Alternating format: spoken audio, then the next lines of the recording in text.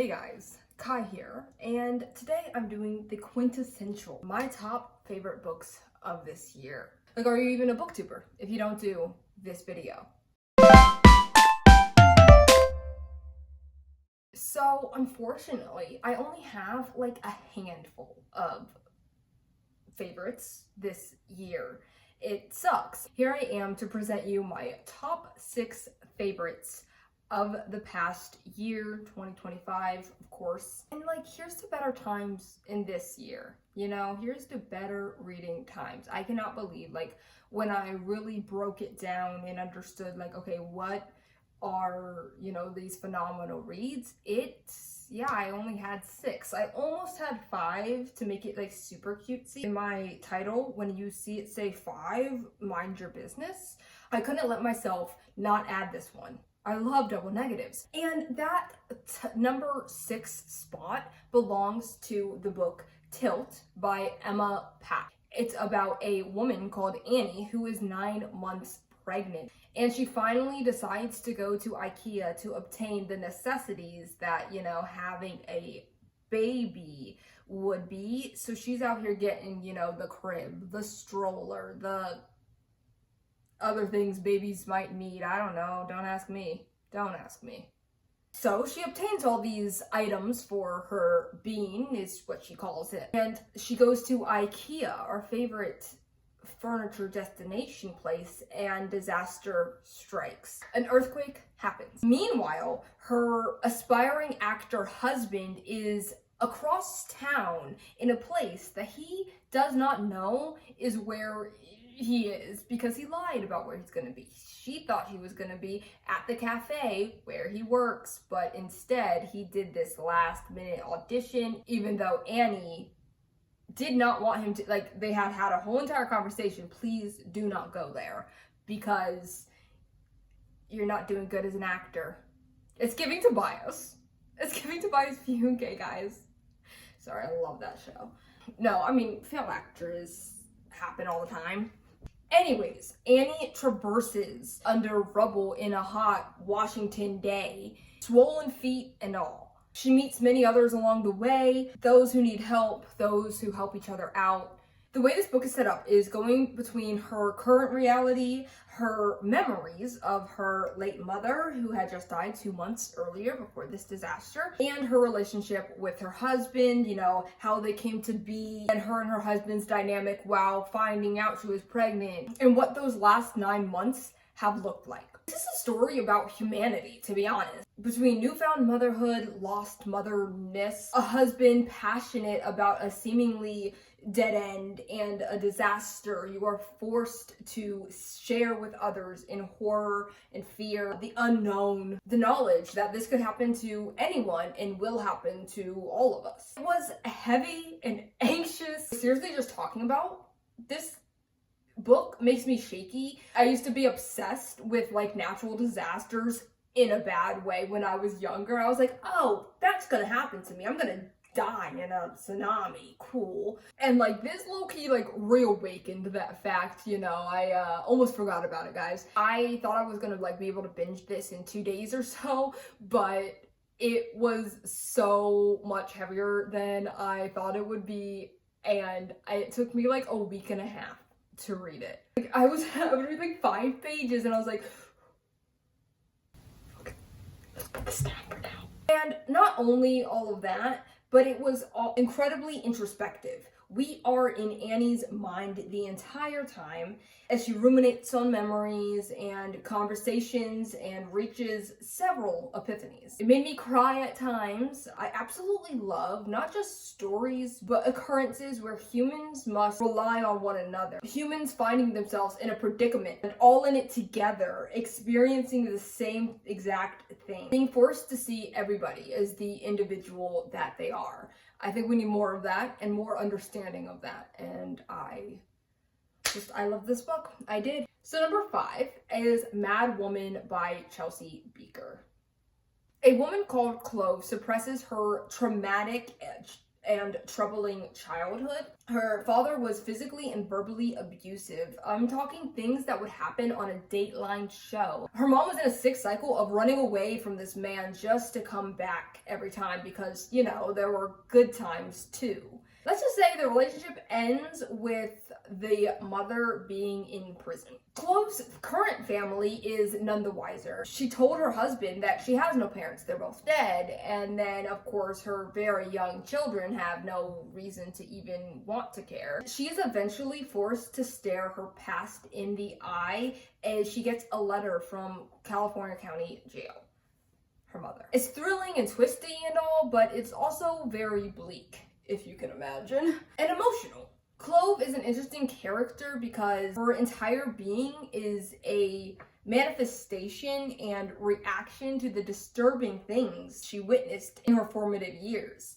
As an adult, she becomes obsessed with healthcare and wellness, and she's anxious and she's secretive. She's unsure if she even has permission to live.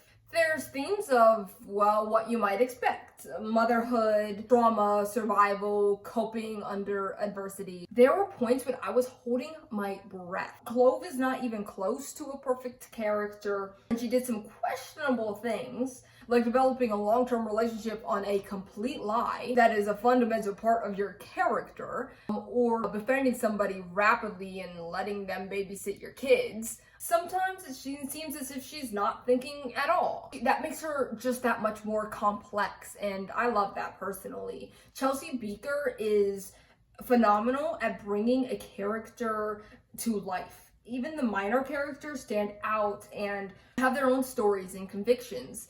Yeah, I absolutely love this story, and it just was right up my alley. Sure, it was a little predictable at times, but I think that the part that I really loved is just like the complexity of this story, this woman just trying to get along in life. And I don't think, I mean, she's just trying to fucking forget about all that happened, but I would, if I had that kind of fucking life, like I have a life that I do have, and I went through some stuff when I was younger, and that alone makes me not want fucking kids. Like I'm like, I would not be able to handle it. So I can only imagine like having kids with this as a background is insane to me. It literally was like a Dateline story. I don't read much thrillers, and when I do, they are probably more on the literary side, and this is more like a literary thriller, and for that I loved it. And also I love Chelsea Beaker. I will stand in line for anything she's got coming up ever, okay? Book number 4, You're Dead by Sam Sachs. Poetic and poignant, this book is about a sad Jewish queer man called Ezra, attempting desperately to get through this sordid life, but unfortunately he fails as he has sadly self-immolates in the beginning of this book. This is displayed in vignettes with beautiful prose. We traverse through Ezra's internal monologue, traumatic memories, and philosophical musing while his life flashes before his eyes. I love when poets' default structure seeps through their novels. And by the way, this is Sam Sachs's first novel. He's usually a poet.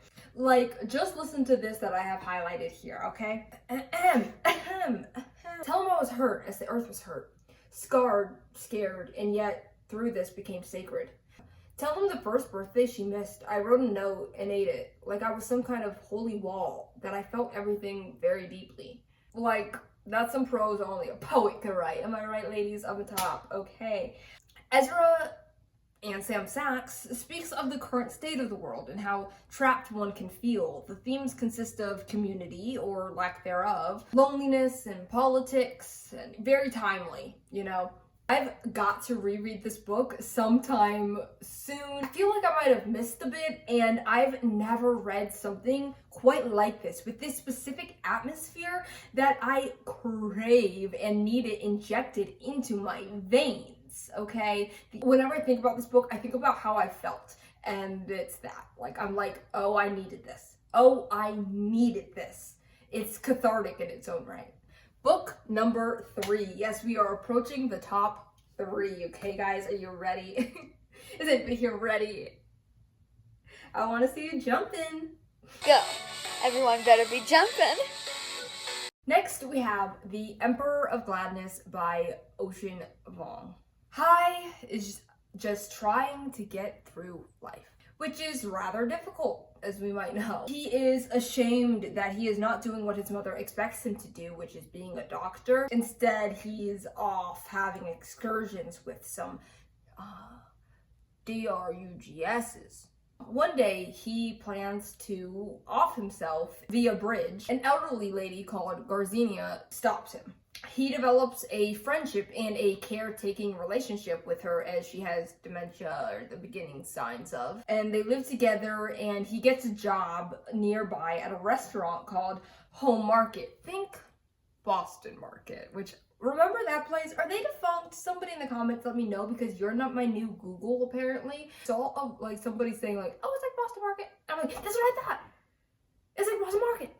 And I'm like, aren't they defunct now? So cute. I remember that place. Remember the cornbread? Anyways, he goes to this home marketplace where he befriends a whole host of characters. One of them being his cousin, Sony, who I absolutely love. This story is about found family. Ocean Vuong has a way of subtly capturing the nuances of the human experience. Every character is, if not you, somebody that you know. I love the dynamics between specific characters, like Hai and Garzinia, of course. Loved their dynamic together, and you know, like I just said, they live together. I loved the one scene where she was like, oh, here's my late husband's like books. It was just like a shit ton of books, and they were really old, and some of them, like, you know, the pages were stuck together and everything, but it was still such a dream. I remember highlighting and being like, that's heaven.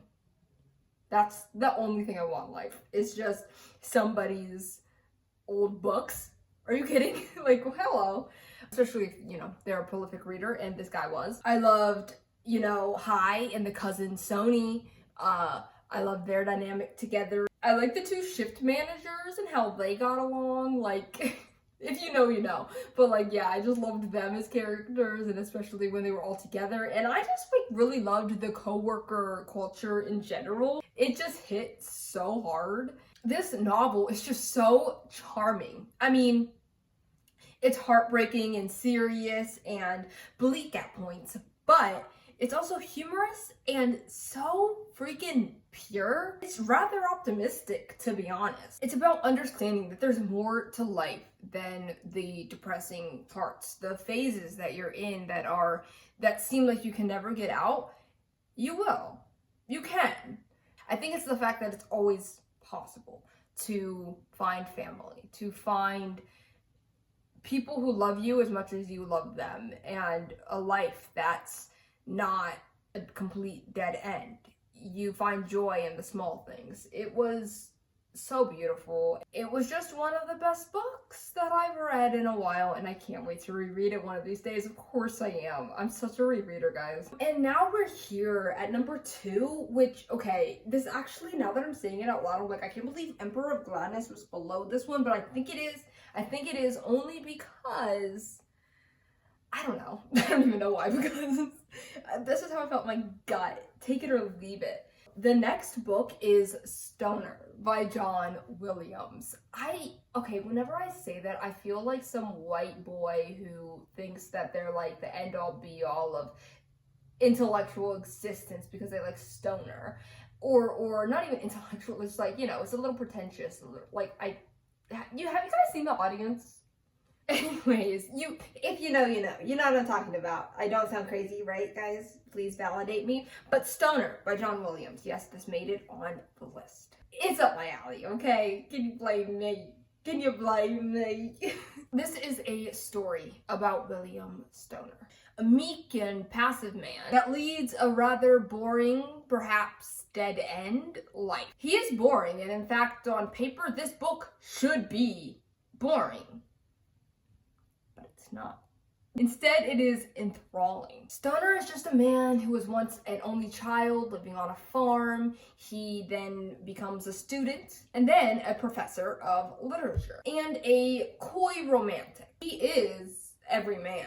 Yet you never know exactly what he's thinking. It's about the disappointment of never becoming the person you set out to be. And if that makes it sound oppressively melancholic and bleak, that's because it is not an aspirational character, I would not say no. And then there's the question of if Stoner is the biggest piece of shit to ever exist, justifying cheating and perhaps major prejudices and biases that can get you in trouble, or is he just a man attempting his best to get through this life? You know, a tad bit misguided, but who amongst us is not? The human condition is studied so expertly through the character study that is William Stoner.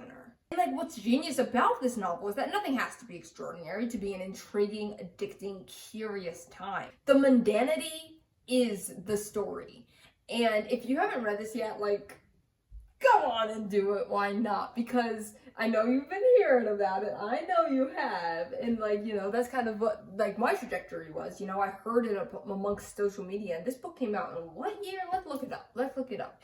And, you know, I did know this part. I don't know what year this book came out, but I do know the fact that John Williams did not see, you know, fame or success while he was alive. His books never took off like that, and now Stoner is like a household name, kind of. And so I knew at one point in time what year it came out, but I forgot. 1965. So yeah, and it's going down in like the literary canon, and I love that for it because it actually deserves it. I saw it so many times here and there, and I'm like, it can't be that good. And then I read it. I happened to see it at the library, and I was like, steal. So now we approach number 1. Book of the year. And it's so interesting to me as well because this might be my favorite, like one of my favorites of all time. Like if I had to do a top 10 of every book I've read, which is almost 600, guys, by the way. Since I've started my reading journey in 2020, I've read almost 600. Almost. It's like 595. Anyway, yeah. This might be in my top 10 of all time. Maybe even my top 5. And that is none other. Rejection by Tony Tolothamuti. Did I say that right? How to even begin with this genius of a book, this beauty of a novel, I can't even, okay, because I'm stupid, right? I can't even think of the perfect word to say, the adjective that truly describes this book at its core. It is timely, it is important, it is brain rot, but for the soul instead of the brain. You see what I'm saying? I don't even see what I'm saying. I don't know what that meant. Instead of chicken soup for the soul, it's brain rot for the soul, guys.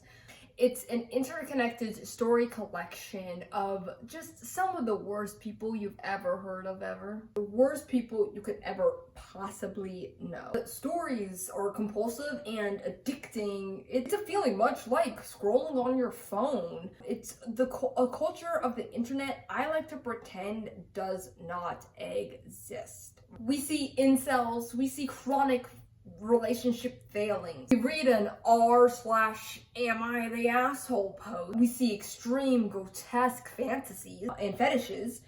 Ultimately, we see people existing while their ego continues to experience utter rejection. It's about how we cope as a society with the World Wide Web at our fingertips. Insane things happen to the brain when we have so much access to one another. If you can't tell, I have big feelings about it, and I think a lot of people do. I know, again, it's up there with Stoner, right? You've heard about this book. I know you have.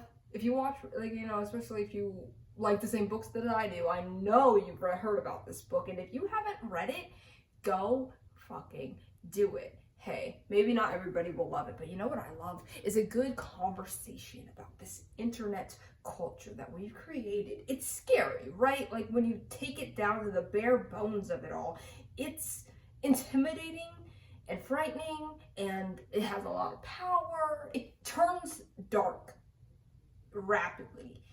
I'm gonna like cry because I was just going to say, like, I get goosebumps every time I talk about this book, and I didn't want to admit this, divulge a little bit, but like every time I think about this book, I also I low-key like my throat constricts and I'm like, oh, am I about to cry right now? It's beautiful. It's just right up my personal alley. Like I said, like it's like scrolling on the internet but better. And it's like brain rot but for the soul. And it's great, you know? And maybe that's not selling it very well because it's a commentary, of course, about it all. It's removing yourself from the fact that we're all right there alongside. These are people who actually exist. Like, if it's not you, which I hope to God nobody who is watching this video is anything like any of these characters. But if this is not you, it's absolutely somebody that you know. It's somebody you've seen in passing. And how I love it. Unfortunately, I do not have a copy of this, but I have a gift card. I have a gift card to Books A Million. I might just have to go and buy this book because I have to read it immediately, but it would not make sense if I like did it on my ebook. Because this is a book that I'm going to be thinking about and reading for like many times to come. I mean, that's what I said. Like I was like, if not my top 5, this is definitely my top 10. If you've heard the hype, this is your sign. Go pick it up. And if you care about the internet culture, if you care about whatever have you, if you care about our time and space at the moment, go pick it up. Anyways, yeah, I literally get goosebumps every time I talk about or think about. I can't possibly be the only one, right? Right? Like, down in the comments if you also feel as passionate about this book, which I think is a common consensus, where it's just like, he really went there. I remember I was in a perpetual state of shock and a grimace. Like, it was a lot of, and while I was reading this book. It's art, it's beauty, it's timely, it's what we need. Like, everybody shut up and listen type energy, you know?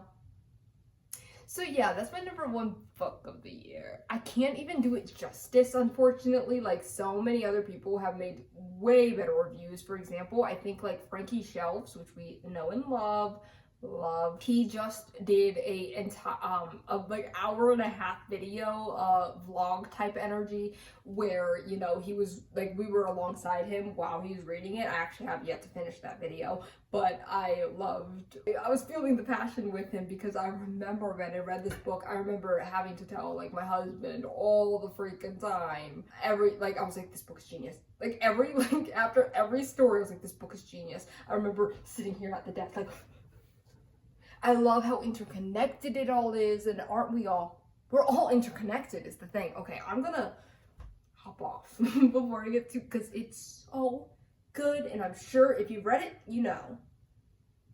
Hopefully. I judge people who don't like this book, okay? So hopefully you know. And if you haven't read it yet, go read it, okay? Yeah, that is my top 5, 6 books of the past year. Thank you 2025 for giving me all of that shit, I guess. I don't know. Yeah, that's it. Thanks you for watching. Let me know, what were your favorites of the year? Do we align in any way? I would love to know. I feel like a lot of people read Rejection and also Stoner this year. So if you guys were also some of those people who read those things, like, let me know. Oh, and Ember of Gladness, of course. Oh my god, wait, I just realized, like, lots of these are 2025 releases. Slay. Look at me go. And here's the 2026 being a tad bit better. I want more things that change my life, okay? So that's what my manifestation is for the year. Okay, thank you for being here. Thank you for watching. Goodbye, and I'll see you next time. Oh my god, I can't even finish that.